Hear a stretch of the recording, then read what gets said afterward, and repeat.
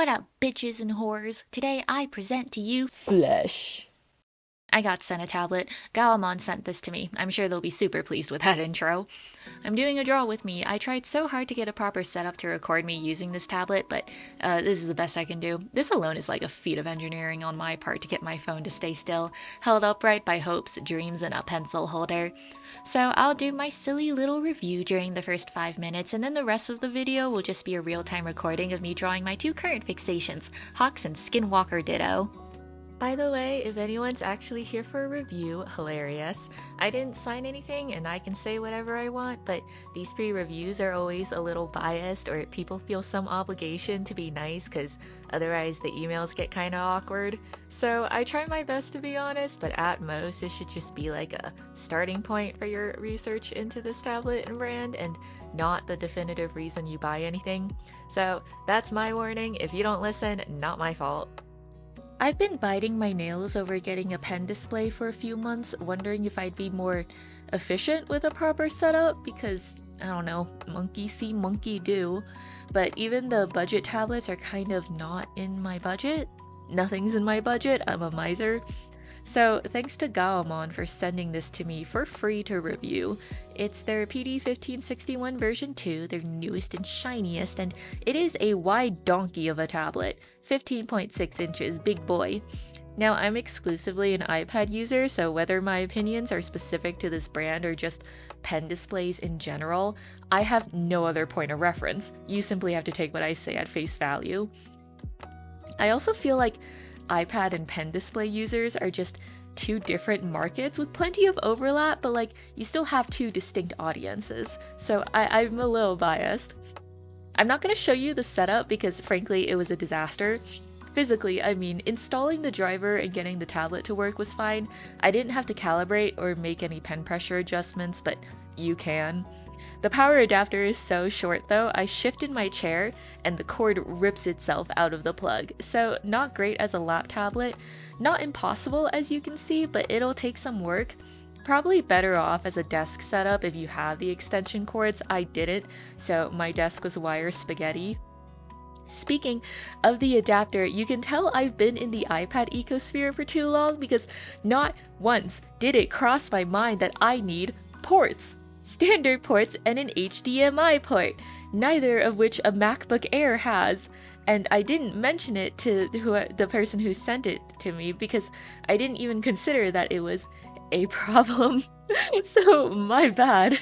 Thankfully, yoinked my mom's spare laptop, which had the necessary ports, but if you have a MacBook Air like I do, you could buy their $35 USB-C cable, which is kind of wild in IMO, or just a multi-port dock would probably work. It comes with a pen, extra nibs, a little tablet stand, and a glove, and something else, the cover. It's not a touchscreen, so the glove is probably to keep our sweaty gamer hands from greasing up the screen. The stand is great. It's easily adjustable if you work at a desk, and it's got a lot of buttons on the side for shortcuts. They come pre-mapped, but you can change them. It's hard to adjust from an iPad, though not having that two-finger tap undo is a little sad. I like the size though. It's not a hulking monster, but it's bigger than any iPad. So much bigger, in fact, that I feel like it's slowing me down a little because there's more screen than my eyes can cover. And you know what? For some people, that's exactly what they're looking for. Theoretically, it's light enough to bring with you anywhere. I wouldn't whip this thing out in a coffee shop or anything, and the cords are a right issue, but you could easily haul it to the office or a friend's house, I guess, and despite everything, it does sit comfortably in my lap. The pen is comfy too. It's got two buttons on it that you can map to shortcuts like the eraser or eyedropper tool. Pretty nifty. Pen pressure is good. I didn't have any issues with it, and I didn't have issues with like lagging or the pen tip.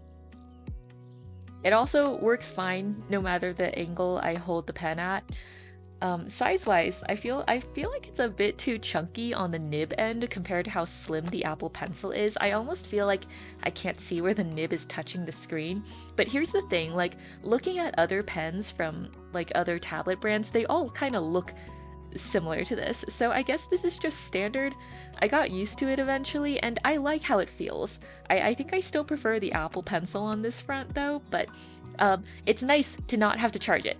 Right, it's battery free. That's like the best part, probably. The colors are strange. You can see it clearly here, I hope, but these are two pretty different hues. I don't know which is technically more correct, but I'd say my iPad shows an image more similar to the laptop screen, which do with that what you will. You can adjust the colors. I changed the saturation and warmth to get it closer to what I see on my laptop later, but it's like not the default. The screen is matte and it feels nice, makes really good ASMR noises, I like it. It's not reflective at all. So far, I have yet to face direct sunlight in it. And it's a laminated display. I don't know what that is, but maybe it'll mean something to you. It also doesn't get hot. This model apparently has improved heat dissipation. Not that I can compare it to anything, but it's quite hot today and I didn't feel heat from the tablet, so I guess it's doing a good job.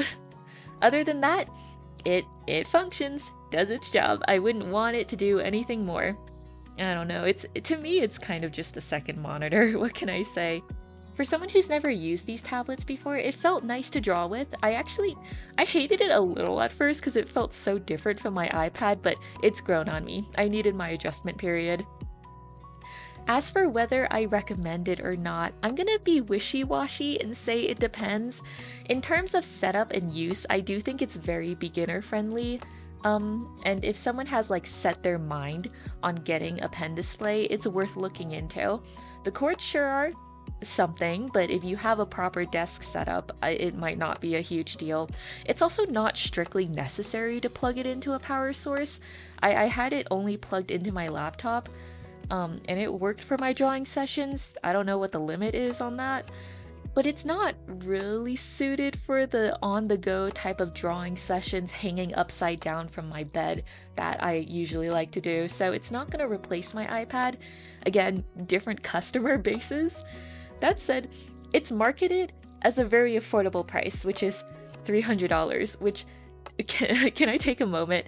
Am I the common rabble? I thought that was expensive, but the price is pretty much in line with other budget tablets at a similar size.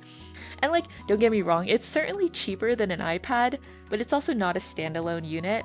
But I guess for like this size, 300-ish seems to be about the cheapest you'll find for any pen display brand. If it were my own money, I'd probably have gotten a smaller version first to test the waters, but I mean, if you want a 15.6 inch, this is, you know, the best you'll get in terms of price. The biggest issue is probably the colors, and I don't care enough about my colors to find it anything other than mildly amusing, but if you do, then, you know, keep it in mind. Again, you can adjust them, but you kind of have to do it by eye. Otherwise, solid piece of machinery. Yup. Thanks again to Gaomon for sending it. So, onto the speed paint. I was gonna make this a draw and yap session, but I changed my mind. I actually don't feel like talking for the next 20 minutes, so enjoy enjoy the background music.